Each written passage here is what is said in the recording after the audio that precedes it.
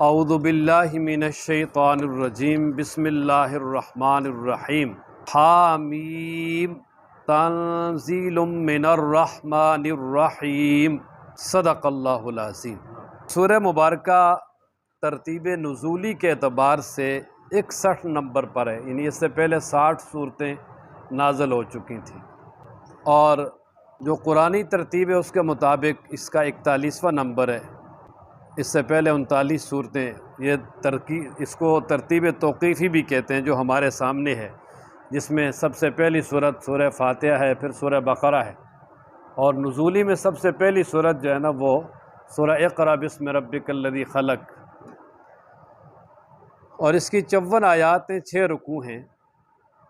اور اس سورہ مبارکہ کا نام حامیم السجدہ اس لیے ہے کہ حامیم یہ پہلی آیت ہے، اور السجدہ اس کا اضافہ اس لیے ہے کہ آگے اس میں جو ہے نا وہ سجدہ بھی ہے، سجدہ تلاوت ہے، تو اس لیے سورہ مبارکہ کا نام حامیم السجدہ ہے۔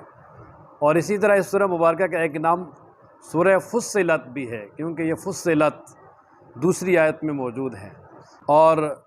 اس سورہ مبارکہ کا ماقبل کے ساتھ ربط یہ ہے